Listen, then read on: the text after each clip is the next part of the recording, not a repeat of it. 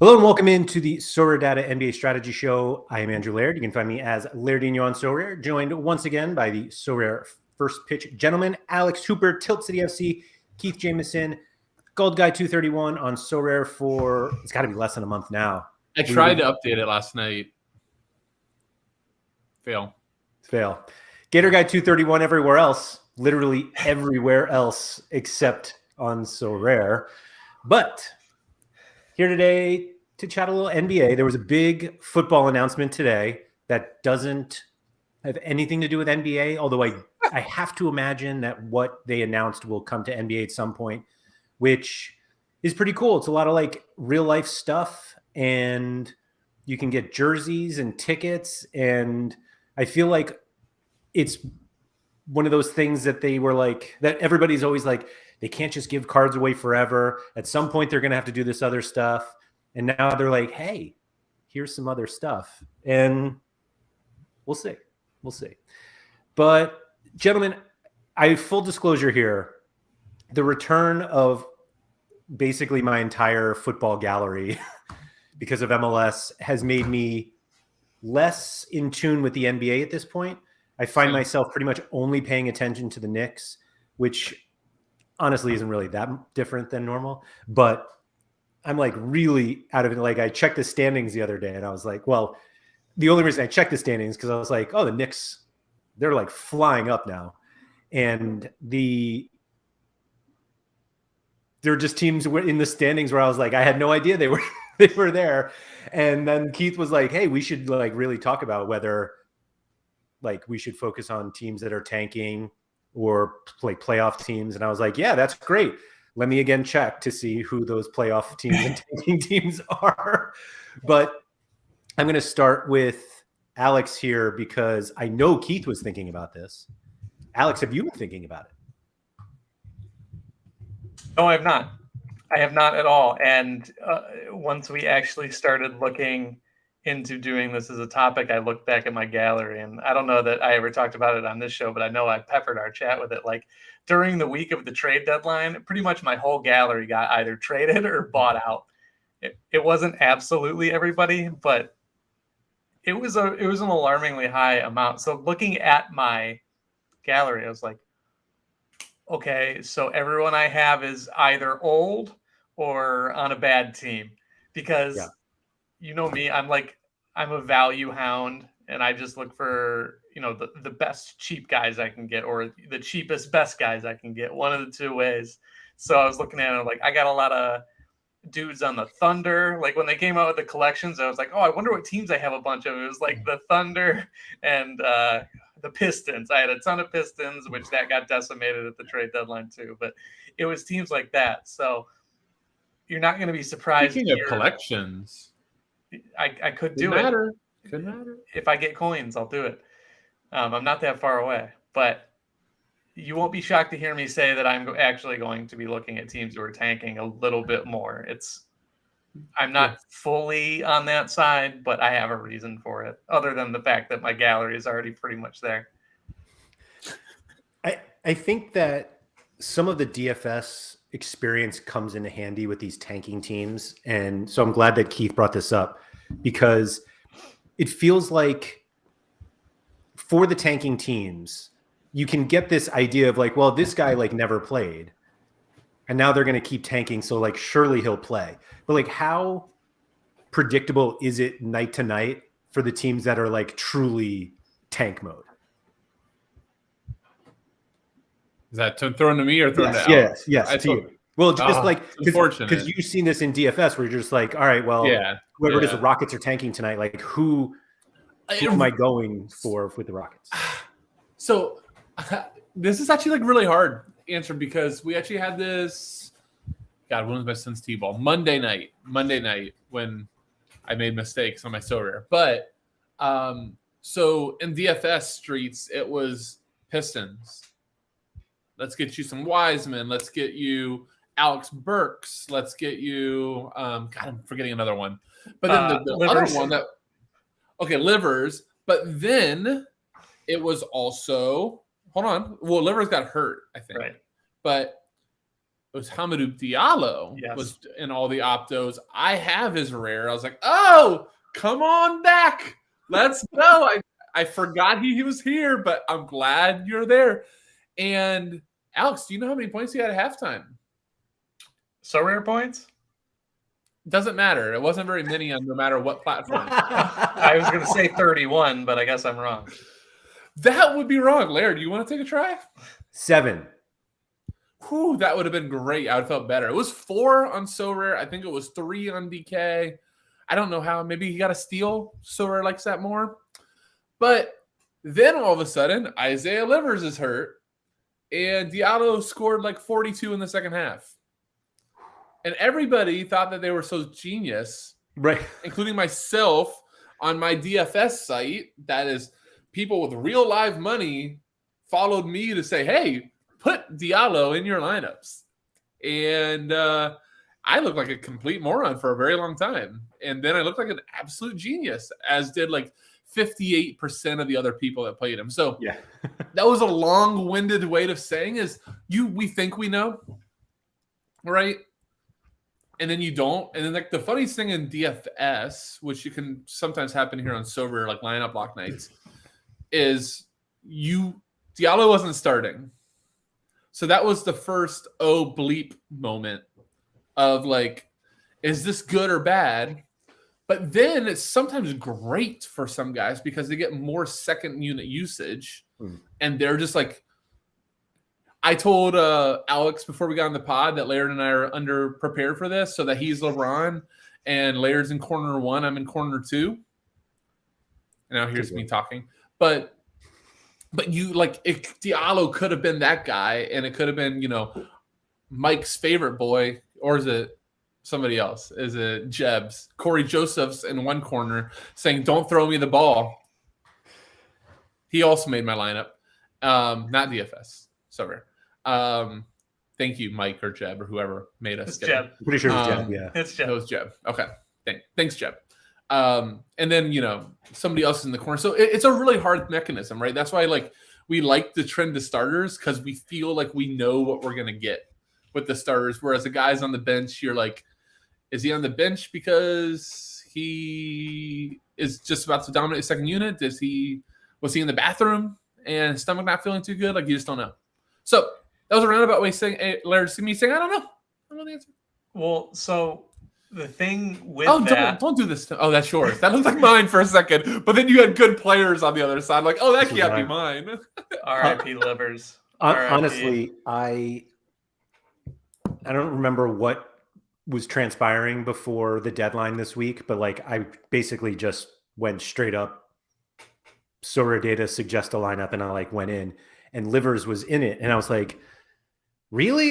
Is he? And then I did a half second of research, and I was like, all right, it sounds like it's fine. I don't even remember what his L10 is, and then I didn't pay attention to the game, and I saw he was terrible, and I'm like, I was right.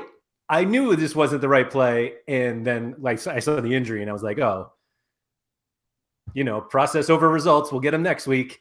And yeah, I'm not sure I'm getting him next week either. Anyway, sorry, Alex, you were going to say something. So to that question about what do we know night to night on these teams are tanking, and Keith is kind of like, we don't really know. What we know is these teams suck. And I said it on my show, my Live Before Lock show on Friday. I was like, normally you look at these games, you're like, oh my God, the Pistons are decimated. Like, who can I grab on the Pistons? But they're playing the Celtics, and they're going to put up, 67 points in the entire game. And it's like, it doesn't matter. You shouldn't have played any of them because they're not going to score. And I looked on the other side, and I was like, the thing is here, it's the Hornets. And the Hornets aren't very good either. And they blew the Pistons out. That was the big straw. Hold on. While LaMelo blew out his ACL dribbling. Yeah. I think he broke his own ankle. I watched the replay, and he's isoing and shimmying 10 feet away from the guy. It's like, dude, he doesn't care. Yeah, you don't need to do that. I coached a middle schooler who did that all the time. He had crazy dribble moves and it didn't go anywhere. Like he was in the same spot. It was like he's doing an and one. That's what I feel like watching LaMelo. He was backing, but he was if the clip on LaMelo, he was backing up. It's like, dude, the guy's behind the 3-point line and you're 5 feet behind the 3-point line. Like, well, what? Who you shaking out? Yeah. Anyhow, it was just funny, but that's the thing is like they were so decimated that the Pistons went like Pistons squared. Like they just looked horrible. And I've watched the Pistons a couple of times because, like I said, I have a lot of Pistons. God help me. A lot of crappy. Yeah, and they suck. Like they have no cohesion. I love Dwayne Casey, but that like I don't know what is going on when I watch them. It's just the most disjointed thing. And this was before the trade deadline. Like this was 45 games in, and they look disjointed. And then all of a sudden, like Bagley and Wiseman are running out there with all these guys who want to get theirs, and it's a nightmare. So like that's kind of what you get with some of these teams. Like if there's a clear alpha dog, Detroit's very young, and like I would have thought it was Bogey who did well, and then I played him last week on an L10 of 30, and he put up a 12 and a 16. And like that's how disjointed they are at this point. Like he can't even get his, and I don't know that Alec Burks did what he like. It's all over the place with these guys. So there is a lot of randomness. But then we think about the Jazz, where it's like Clarkson, like we know what he's gonna do. So it's you kind of got to pick your spots with the tanking teams, and like always, like it's the Peyton Pritchard thing where you're like, yeah, he's a great value, but like, is he? Like, is he good? No. And you have to look at whether or not they're actually good. Alex, here's a fun thought that I had for you. And it actually kind of goes to what Milo goes. I don't know if that's all one name. Sorry if it's two names, Milo. But would you actually then, is like a zag, if you want to be matchup specific, which I know a lot of people in NBA Sorare still are, would you target those tanking teams? Is that maybe the proper zag? Are you saying target the teams? Should we have stacked Charlotte? I mean, Charlotte's tanking in their own route, but essentially everybody ran to Detroit's value. But should we have just gone to Charlotte? Yes. Or should we just go to because of what he mentioned? Houston's a dumpster fire, right? And doesn't mind being a dumpster fire. I guess that's the reality. All these tanking teams don't mind the fact that they're dumpster fire. They're like, hey, we come beat us down. Here's Deshaun Nix for you playing point guard. But like, is that a proper zag? I think so. I think it's great. It's a lot of second level thinking I'm finding with Sorare is like you just get all these people rushing to those values, but it creates like again with Pritchard. Say Smart is down and Brogdon goes down. Everyone's like, oh my God, Pritchard's going to step into 15 minutes, but he's not good. Like go with Devin White. And that's not even like second level thinking. It's first level thinking, but people skip over it because like it's easier to fit better players in. But again, it goes to we talked about that with somebody else this year too. Yeah, I think of probably Austin Rivers. No, I think it was like the Lakers were the instigators, and it was like people rushing to, Toscano Anderson, or those type of players, or sorry, Laird, that unintentional fire, catching strays over there, or whoever, and it's just like actually Schroeder and Anthony Davis are going to do pretty darn well here, but we all want to run to the 6 or 7 L10 guy. I was going to say in terms of the targeting these teams that are tanking, like don't the projections kind of tell us that they're terrible anyway? Like I'm not sure there's a second level of like, oh, let me play my good players against the bad teams. Like isn't the first layer enough? I don't think the projections always. I think there's a little difference on Sorare projections and DFS projections too, Laird. Like DFS is going to skew the one game a little bit more than you can necessarily do if you're trying to project 3 games. So that's why it's always nice when you have and also I think maybe the better next level is the fact that I think very few of us ever look at the second or third game. It's like, oh, they're actually playing Houston on the third game. We all look at what they're playing tonight. I did that this week. I was like, oh, Nick Claxton. I was like, he's going against Brooklyn now being as decimated as they are. Nick Claxton is. I didn't expect him to like get more of a usage boost, but he had a nice game. Was it against the Celtics, or am I thinking next week? It's either this week, game week, or this weekend where the Nets play Charlotte, and it's like, oh, that's the second game, and it's not going to project, but like IKB for sure. It's definitely an IKB spot where it's just like, oh, that's the perfect spot for him. And I think those matchup situations, it's a lot of my projections are like, here's the data we have, and we have this upcoming game, but sometimes you really do need to IKB the second one. But my projections don't weigh the odds that heavy, and I know some places do, because there's so much that's, like if the spread's like -5.5, like how much does that really add to if it was, even odd, or if it was a half point or a pick 'em or whatever. So, and then once you get to like 10.5, it's like, oh, this could be a blowout. Like, do I really want to go that route? And so I try to just kind of weight things and look for more. I have started factoring in like the defense first position sort of thing and aiming for that. Yeah. So, but again, like I can only do that for game 1. I can't do that for game 3 because I'm not going to put out projections. I'm not going to project out for Thursday and be like, oh my God, this guy faces this bum defender. And then all of a sudden that guy comes back, or like the better defender comes back or something like that. So or you target a guy that's gone by Thursday. Right. Exactly. Like, oh yeah, he's facing, it's James Harden is at the point, so he's going to roast James Harden. Then all of a sudden Harden goes to the strip clubs, and then DeAnthony Melton slides over to the point guard, and it's like, oh, that's a completely different matchup. So and ends him. Yeah. Yeah, it's hard to do. That was such a great example. I can't believe nonchalantly Harden goes to the strip club, and then all of a sudden DeAnthony Melton's in. I'm surprised that happens as organically as it did. I was messing with. Look at Jeb. Look at Jeb. Jeb trying to get here to defend his Corey Joseph.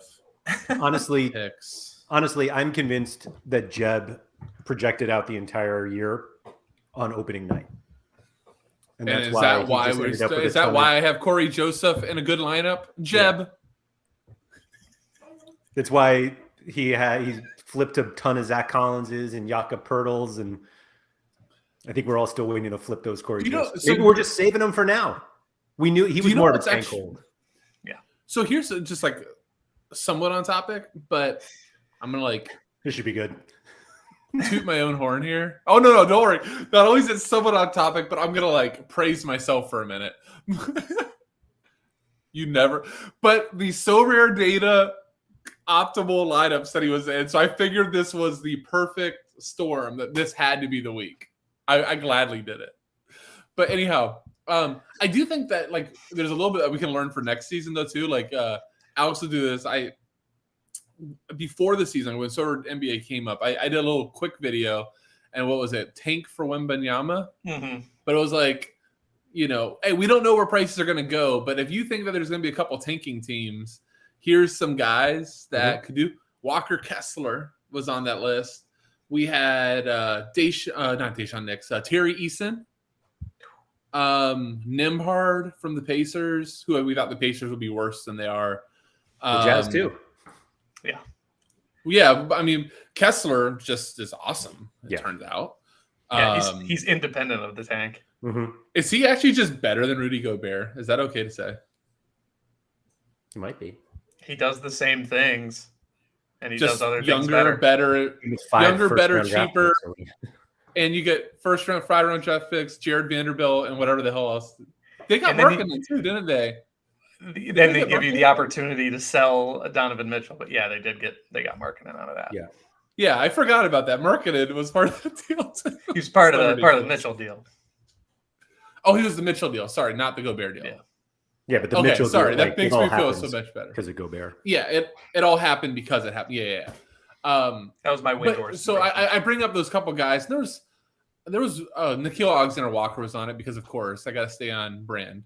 And but anyhow, I think I wanted to rewards with him last game week. I'm good on NAW. I saw he's good again. I took a week off and he's good again. Yeah. Thank God. I played him this week. He wasn't so good, even with shout out to everybody that followed the sharp advice during the last pump.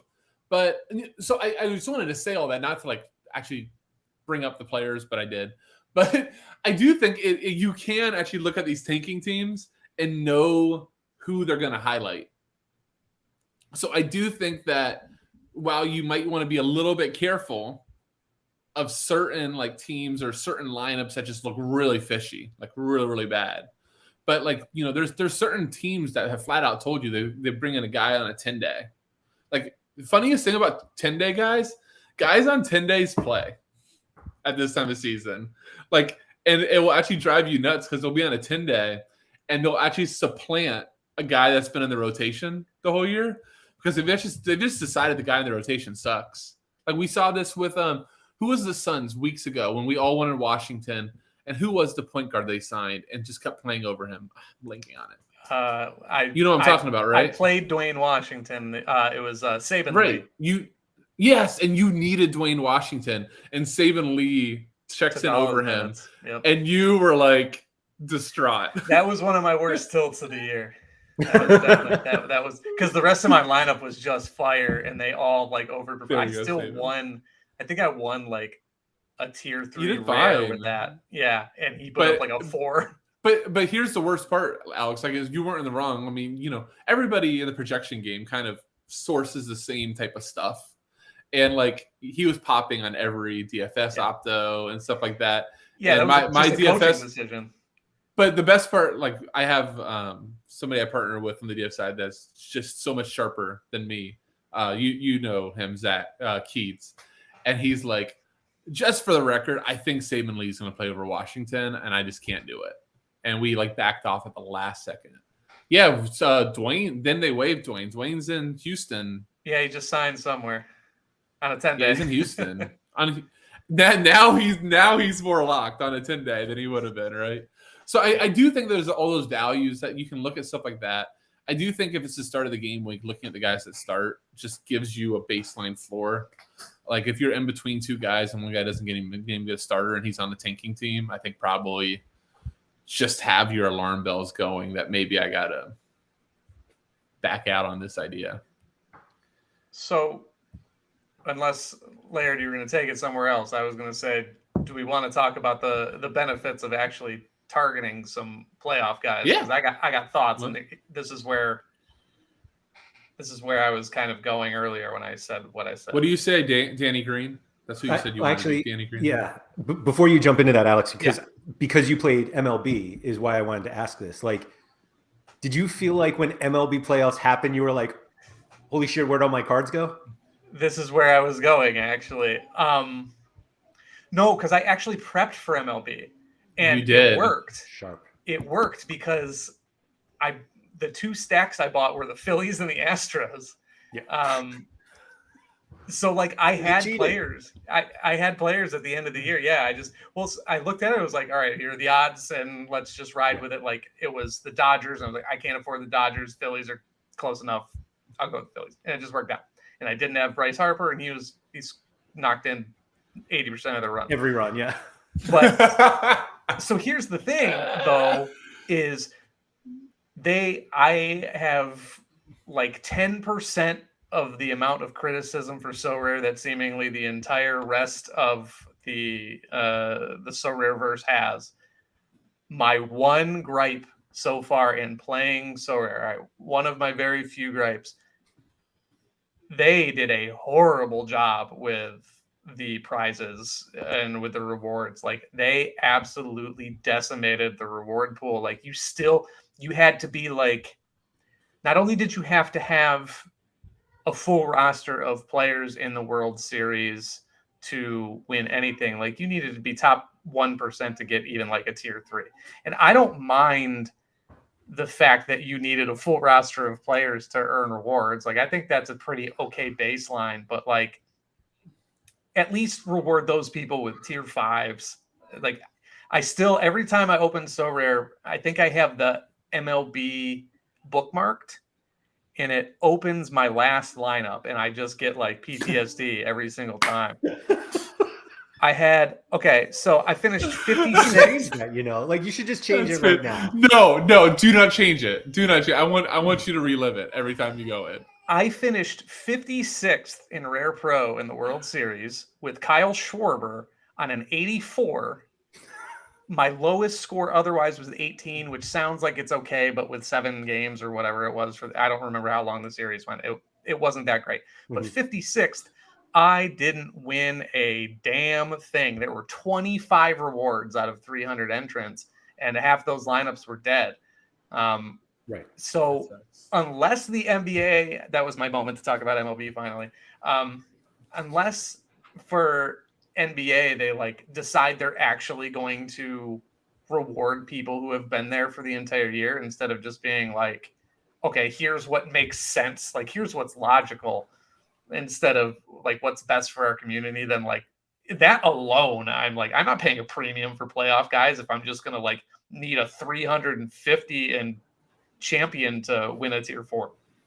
I think you're absolutely nailed it on that one. And what was really weird about that situation is that because they told us originally that they were only going to mint half the cards, and then they barely got to like a quarter, like it felt like they had so much room to just be like, you're still playing, you win a reward. Right. And instead it was like you said, like you needed to be like nearly perfect. And the frustrating thing about the MLB playoffs that I don't think we're going to get with NBA, and I haven't decided if this is good or not. I think it's bad. I think it's good for the NBA and bad for MLB. But because the series are so quick, we got like 2 game weeks out of it. And then it was like, and yes, it happens with the NBA. Like once that round is over, then like half the teams are cut. But it just felt like I had a Mets stack, I had a Dodgers stack. I can't remember who I had in the American League, but like I had enough players that like when the playoffs started, I had full lineups, and I was like, this is great.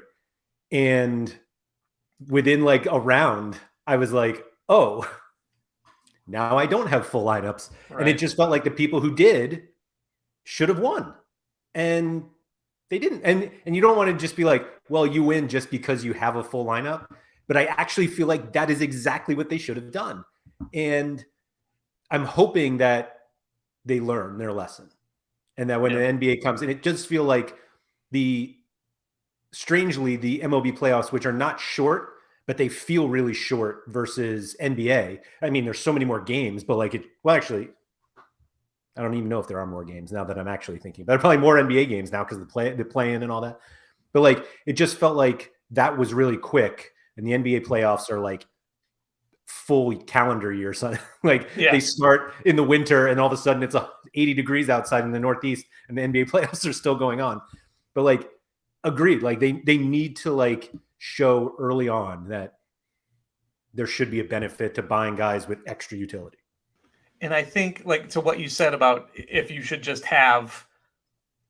have full lineups by the end, you should just win. I don't know at what point that happens, but like I essentially guessed what the World Series would be. I mean, I prepped a little more than that. And it is possible to just say everyone, like if you have that capital and that's what you want to do, like you probably won't realize any sort of ROI, but like, shouldn't that be part of the game as well? Like it just, if in NBA, like statistically, odds wise, it's generally a lot easier to predict who's going to make the finals. Like we knew it was going to be Cavs and Warriors for 3 straight years, and that's exactly what it was. So it makes it that much easier. But even if you do, if I go buy, the 3 or 4 best Celtics, and I go buy the 3 or 4 best, the Nuggets are first in the West. So if I am convinced that's going to be the finals, there's no guarantee I can use like any of them. Because that is a big difference. That for people who did not play MLB, like MLB is no cap. And so you literally just buy 7 guys and you're in. Like you're going to have in the NBA lineups that have not totally dead players, but like mostly dead because guys who have L10s of 9 don't score 35 fantasy points in the playoffs. Like it usually doesn't happen. And so I think buy all the guys you want, but at some point, like you actually are gonna need some bad players on playoff teams just to fit. Like that's where we're really gonna see these like what do they call them?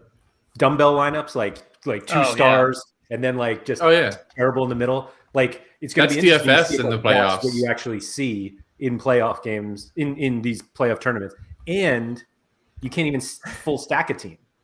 Like you have to get somebody from another team, and so I don't know. I think the lineup construction is going to be really easy.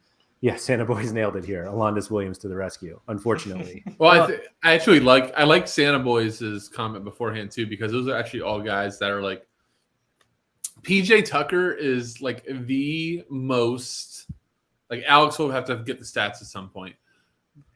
He just doesn't exist in the regular season.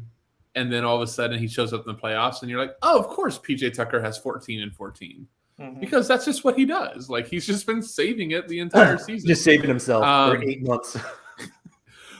we literally for the first round always, and he's always like stone minimum in DFS. So we always just have to remind everybody like, hey, it's playoff PJ Tucker. He actually plays basketball in the playoffs.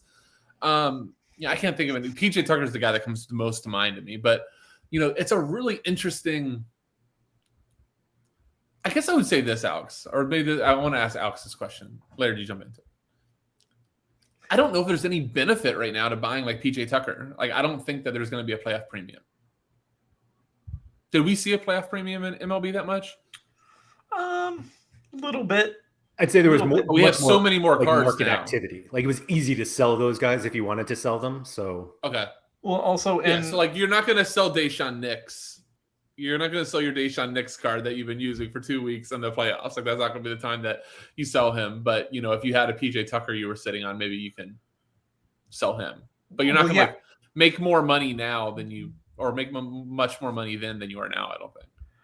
I think the middle fingers are going to be a lot more drastic because there are going to be people who are just like, I need a lineup. I have to play a lineup, and I need 5 guys. And like, so if anyone in the rotation, ones are just going to be everywhere. Yeah, right. If anyone in the rotation, I'm sending that video to Sean there, Laird. I'm sending all those middle fingers to Sean. If anyone in the rotation's on like a 6 or something like that, people are gonna be like, you have to have him.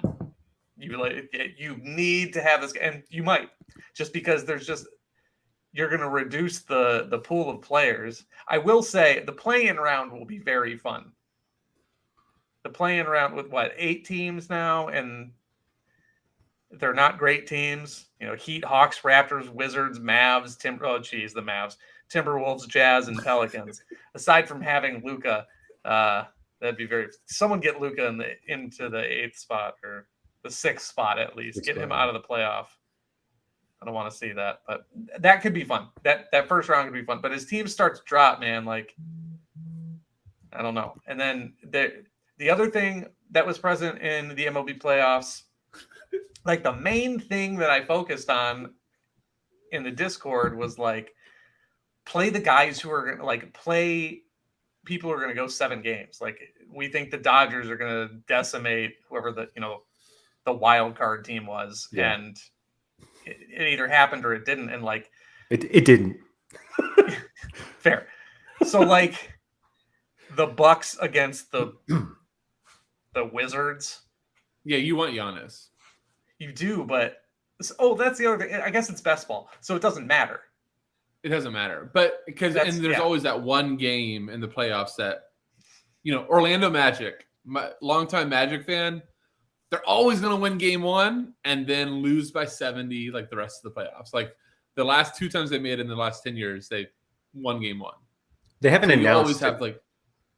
Sorry, Keith. They haven't announced that they're going to basically copy the MLB, right? Because like MLB went from the game week time to the full round. That was the other thing. Yeah, that's the other thing. We don't know. I guess it makes sense to do that, right? Like, I mean, correct me if I'm wrong. Well, the play-in will probably just be the week for the play-in, right? And then I assume the other series, though, because you have every other night. So I just assumed they could probably keep the stuff the same because everybody's going to play a game that isn't eliminated. I don't know. That'll be I don't know. interesting. They'll screw it up. They'll probably screw it up. Well, it's more of the. Do they start a second round series before all the firsts are done? They definitely used to do that, but like I don't think they do. I don't think they do anymore. I don't think that's the only hesitation because you have year. guys who like could advance and you don't even know who they're playing, or they could not advance and you have them rostered. True. So like I assume that's why they keep it like basically like you'll have the play-in round, then whatever they called the. I don't want to be way off, but I feel like that did happen, but it was separate conferences. I could be wrong, but I think it was like for baseball, MLB or. No, I think it was NBA. I remember a random slate last year, and I want to say it was like round 2 in the West, and we had an Eastern Conference 7th game or something like that on like a 2-day DFS slate. I think it still I does could be happen. wrong. So it might. It's whatever the TV people want for. Like, they're just gonna do whatever they can for money. It's fine. Like, yeah, I do remember that now that you bring that up. I think it was something like that, and they wanted, but I think it was purposely. It was baseball. They wanted like the game. Wait, did you say it was baseball? No, it was basketball. I think it happened in baseball too. It does happen. It could have, but basketball, I think is what they wanted. They wanted like a game 7 on like a Sunday. Yeah, for some reason like that. I'd have to look it up, and I can assure everybody here I will not look this up. But I'm pretty sure there was a game 7 that ended at it was like like a 4 p.m. start, and then the game week started at like 7 p.m. So we actually didn't even know. Right. Oh man, that was something weird. Like I said, sounds like fun. I ain't looking it up, but if anyone else wants to and correct me, feel free. Hit me up on Twitter at Andrew M. Laird. I remember that. I know what you're talking about. If it is the full series, that'll be kind of fun though, because then it's just like, all right, cram that ceiling button on on the wherever lineup builder, because with 7 opportunities, like you mean to tell me that I was going to say Dame Lillard, but they are currently not in the playoffs. Let's do this though. Let's cram the ceiling button, but also don't make the mistake of me that crams the ceiling button, tells me to play Hernan Gomez, who also has a minutes production of 0. That was a mistake. within reason. Yeah, but that's what happens at the T-ball field, lineup wise stays there. But I was going to say the one thing I wanted to point out from playoffs. Obviously, I'm going to go more DFS and basketball off this and Sorare, but any of the stars that were ever like, they've all played max minutes and like close games. So like Jokic is going to turn up to 40. Curry might even be in like the 38 to 40 range. Giannis goes from being like a 32 to 33 minute guy to normally like, man, didn't he play 42 or 44 in one of the Celtics games? Kevin Durant had one leg and played what, 60 minutes versus the Bucks, the double OT. Like these guys and the stars, like I think if I remember right, Kevin Durant, he thought to say he wasn't going to check out. Like they offered him a sub. He's nah, I'm okay. So, like, I do think that your star choices, if you are playing the playoffs or you're maybe planning right now and you still want to get the utility out of the star, but like a Jason Tatum's going to play 40 plus. So I think that having the right studs is going to be really important. So kind of what Alex was saying in terms of like maybe do your own projections on where you think teams are going to go. And if you're worried about the L10 of a stud, I would say don't worry about the L10 of a stud because I think most of these studs are going to outperform their L10s all playoffs. Probably. But, I mean, there does seem to be one guy who just has a nuts game. Like, I remember Cam Johnson having a crazy game in that Suns-Bucks final. Like, Suns are different, though. Suns are different because, even, like, Booker can be commanding, but Chris Paul – is going to pass it around. I mean, I think you can have teams that happens more to than like. I mean, will anybody from Philadelphia score more than 20 real points in the playoffs, other than Embiid and Harden?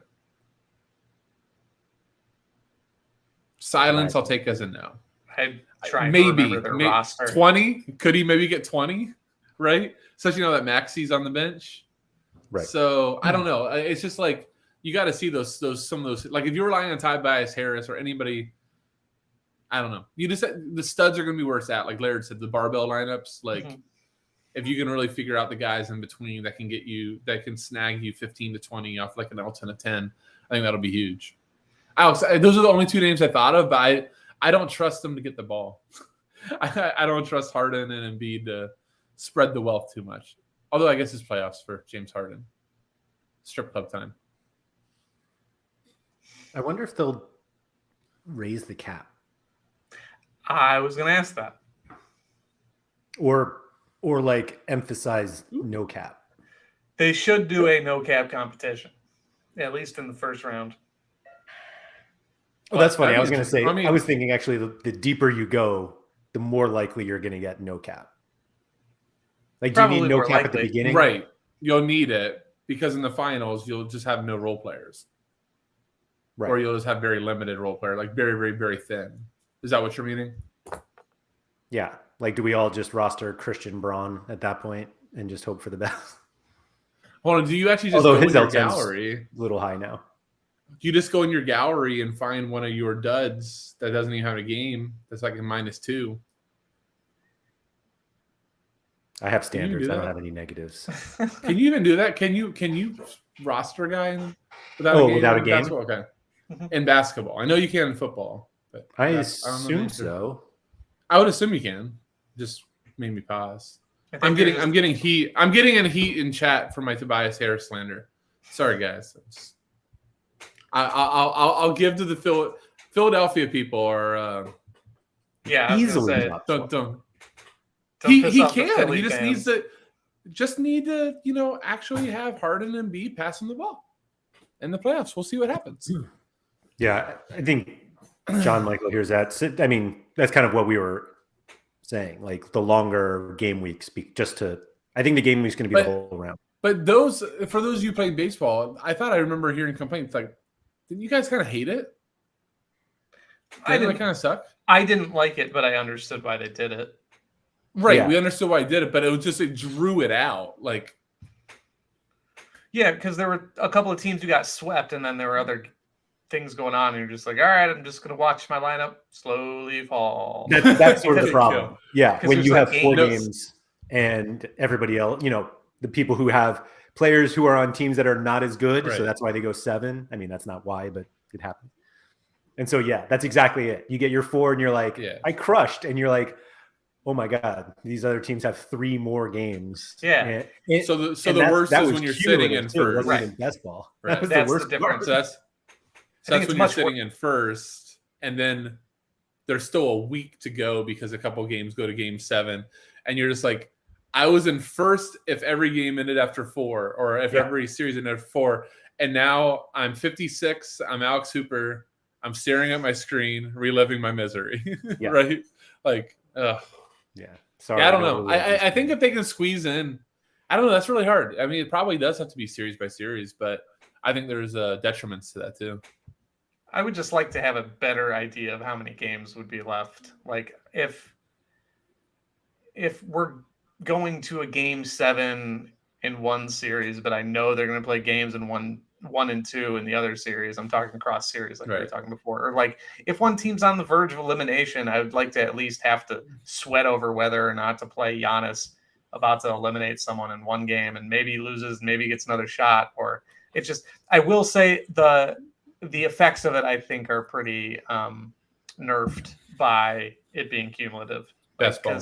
Yeah, if you or best ball, you best ball, not cumulative. Like if you're sitting at the top, like because Giannis had an 115, which is very likely in the playoffs, then like I'm not going to be there like, oh man, what if Tatum comes in and puts up a 118, which could happen, but it's not like, all right, I know I'm going to die. I'm not sitting there with a couple of Guardians who scored 24 waiting for, the Phillies to bang out 4 more games. Right. No, I agree. So which sounds better, tanking or playoffs? I think why not both? That was going to be my point. I think why the answer not is both? definitely both, but when get the tanking guys now and win the playoff guys, or sell the guys you win and then start to prep for the playoffs as they get closer. That would be my. But isn't both the right recipe for? I guess playoff teams aren't like necessarily. Well, I think the answer is just make sure you've got like 2 top end type of guys, or a few top end type of guys in your gallery right now, that are on playoff teams, so you can keep using them, since we explained why studs are so important. And then, maybe don't risk like the really, really thin values from the tanking teams, but feel free to look at the tanking teams to go, hey, like, Isaiah Joe has been very good for the Thunder right now, right? Like, if Hamidou Diallo starts, I very much endorse him. Not so much when he's off the bench and it's fearful. So, I don't know if he's actually been good. Deshaun Nix's hoop and I's running joke, because there was an injury earlier this season. I don't remember. Was it Porter was out? I then look at the depth chart and I thought Nix was coming up. And then Alex was like, oh, why did you buy 5 Deshaun Nix? I'm like, I had already bought Porter's him. out. Okay, you bought him. I bought him. And then I tailed you because you had already done it before asking you why you did it. Did you hear about this Laird before?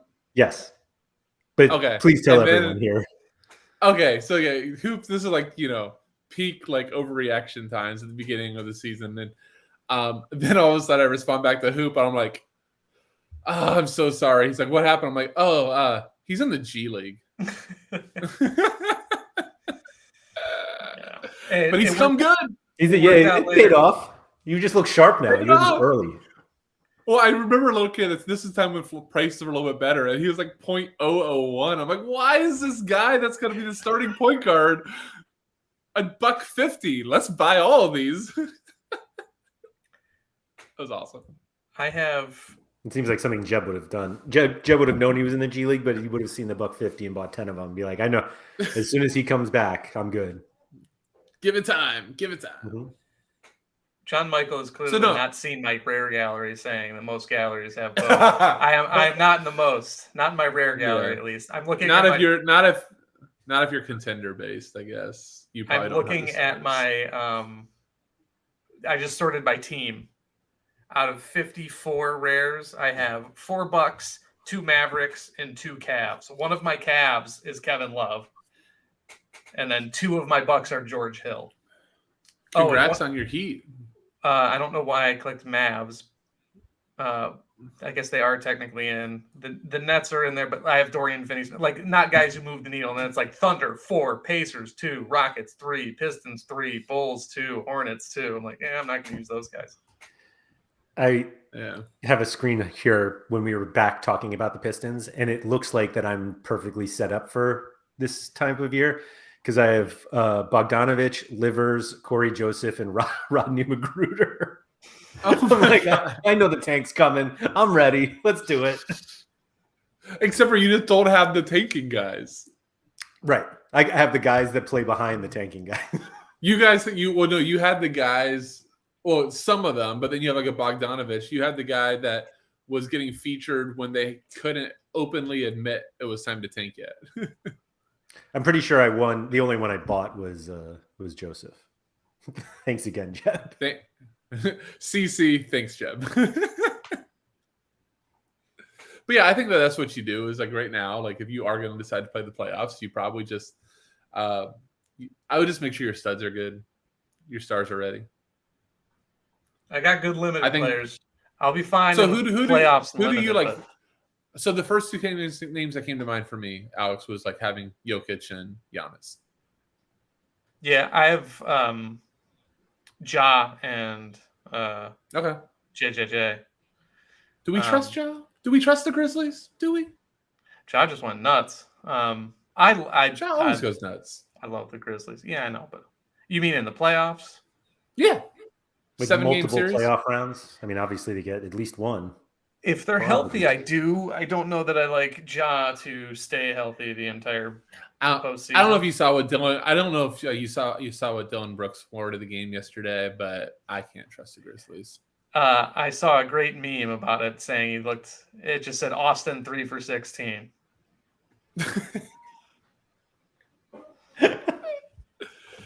Dylan Brooks, man, something else. That dude. I feel like he's trying to go full Draymond. I feel like he's like, I'm gonna take this persona on. Yeah, Draymond only has a few more years left, right? So he's got to just slide right in. It feels other than the fact he's like, you know what? The one thing Draymond doesn't have, the courage to shoot 27 times. And at the same rate as Draymond. Right. That's the thing. Draymond goes 3 for 9. Dylan Brooks says, what about 3 for 27? Sucks. Are there any tanking teams you wouldn't touch? I think the Spurs are scary just because the Spurs will just sit anybody that's playing too well. Like the Spurs are like all in on like like you scored way too many. Yeah. You need to sit down. Careful, we almost won that game. Whoa! Why were you ISO? Coach, I was feeling it. That's not the point. This is not what we do. That's not how we do things here. Pop, sit your butt down. What did I do, Coach? You were doing great. We can't accept that. Can I say the Pistons, despite owning multiple Pistons, like a lot of Pistons? I don't know. I think Wiseman is awesome down the stretch end. Like that's like if you're going to target a tanking team type of guy, to me, is like the guy that the team is 100% like said they want to look at. Okay, but what happens when his L10 catches up? Because I don't think like it depends. Right? Hold on. This depends on the ceiling at that point. If he's showing, I mean, is it Mark Williams for the Hornets? It's Mark. Okay, but like Mark Williams, his L10's quote unquote caught up. He's in the mid-20s, but the dude can put 50 up. Yeah, and Wiseman just had a pretty nice game too, 34 or something. But like to me, it's kind of like I kind of know what I'm getting with the Wiseman because Pistons are going to run short bench. We know that they want to feature him and see him. So it's like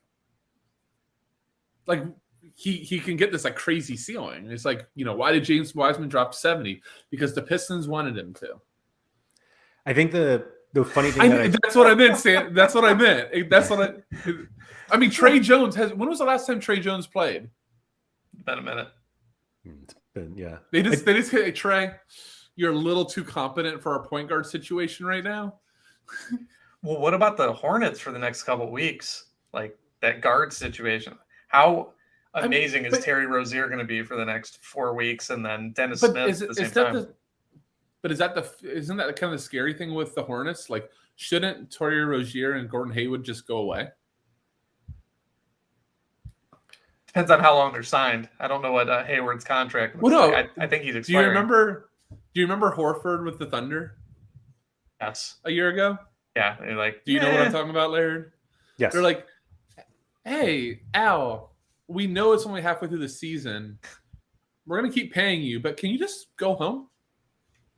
Like, we really appreciate your service. We're going to pay you, but we think, your better service. Your winning attitude is not welcome here. You're winning, and we don't even really want your positivity around the guys. We're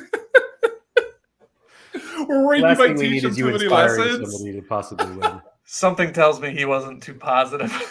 Yeah, it's good. That's a good point too. Like, oh, what am I going to go do instead of play basketball? I'm in Oklahoma City. Hey, Udonis Haslam still has a job, guys. He's in Miami. Yeah, that's a fun time. So Hayward's got 2 years. Hayward's got 2 years on his contract. There is no way Hayward should be playing a basketball game right now. Like, that doesn't matter with how as many injuries as that guy's dealt with. What if he needs to prove that he is playable on another team and then get traded? Because like he's on $30 million a year. I mean, anybody that's considering trading for him probably doesn't want to see him playing right now. For sure. I can't argue that. I'm having a hard time loading up Terry Rozier's spot track page, but I'm trying to figure out. Like, Bouknight, I haven't paid enough attention to Bouknight's a kind of a lighted up type of guy, but he also I can't unsee the Doritos and weapon picture either. Like, is he okay? Like, is he not going to get? I want him as a referral reward. Wow. There you go. That's a good one. I mean, he was a guy that was supposed to like come out of college and be lighting it up. He sucks. Hold on. We can't talk about. I thought he was like asking us to talk about it. And now he goes, no, but he sucks. So we don't want to talk about it. No, I that's think that was someone else. Yeah. No, it's the same guy. Oh, I'm sorry. Why aren't we talking? Okay. Yeah. I bet. I missed that. Yeah. But wasn't someone playing in his stead anyway? I forget who stepped in there. no LaMelo now, so I mean Yeah, it was but Theo I think someone Maledon. else- It was yeah. Theo Maledon for a They while. just signed was it Maledon who just got that extension? Yeah, he was half decent in OKC No, too. Bryce actually. McGowan's just got Oh an yeah, extension. he's been playing bit. I think- have him in my I think gallery he's somewhere. there you go. I think he's playing over Brooknight. But also Are you You guys guys more familiar than with- Hernan Gomez. Are you guys familiar with Budaline- the Theo Maledon controversy? No, I did not know Theo Maledon was big enough to have the controversy. fact that Talk they to us didn't more. mint him ever. They're not never. This is a shout out to Jeb because Jeb is the biggest Maledon crusader here. Love But- to hear it. So for some reason, Theo Maledon has 6 cards on the platform, That's amazing. and Has he just not been on the active roster that much, or no, he's been around long enough. But this is it. He These are would've all- been- 3 are cheat code, jersey mints, or 3 are 1 mints? That's awesome. Yeah, that's it. It's great to see. He That's was amazing. like would have been a cheat code super early, and then there was like one of them. I don't even know that they had minted him that week. Look at those prices. What a day. Yeah, let me see when these were. Like 3 months ago. So like he started, and then they just 4 days stopped. ago, somebody Archie Poo. paid. Wow. That was a Archie. secondary month. And he had just bought him too. He sold him at a $1 Hey, loss. if you own no, two never mind. Mbappes, you own 2 Mbappes, you can pay 0.04 for Theo Maledon Unlimited. No, he sold it. Well, he actually bought. Oh, I and read the sold. other way. Oh, I just want to Okay. highlight okay. that That's not bad, Budaline huh? said he sucks as a basketball player, so why talk about him? I'm pretty sure 90% of the players we talk about suck. I think that's why we talk about them. That's why they're on tanking teams. Yep. The silver Yeah. So bottleneck. sorry, I know that Jeb listens to this show, and I couldn't let like a Theo Maledon comment go without bringing Opportunity. up this absurd controversy that we still have no response from Sorare about why they wouldn't mint. Frankly, they get so much crap for like minting so many cards, and for some reason Theo Maledon just doesn't get it. Laird, all their people are down in Korea trying to sort out the opt-in issues. I'm Right. sure. That's surely. That's surely what it is. That's right. We want the. I got Theo nothing. If there's anything, I've got nothing else. I got nothing. Anything on Theo Maledon? I think the only thing that I wanted to touch on was that when we were like, so which one do you do? It does seem like if you can target the tanking players right now and then flip them for the playoff backups just before the playoffs start, because theoretically they're around the same price, I think that's the way you play it. Like there's no value in buying playoff backups now, but you're going to need them when the playoffs start if it Right. continues to be a capped competition, because you're not going to have these low L10 tank guys that can just go off. They just don't happen in the playoffs. Right. I agree with that. Do what the teams do. Tank now, playoffs later. That's the plan, isn't it? If you do it well, you do the other one. If you don't, you don't get there. Yeah. Nope. I think that's it for sure. All right. Thank you to everybody for joining us live. If you guys have not hit the like button on the video, if you could please do that. Same with the subscribe button, where we had a nice upward trajectory on the number of subscribers on the channel, and then it slowed a little bit, probably because we're in that slow part of the season where it's like we're just ready for the playoffs to start, and yet there are 20 regular season games to go. But anyway, subscribe, tell all your friends, do that good stuff, and then we'll be back next week to talk about God knows what. So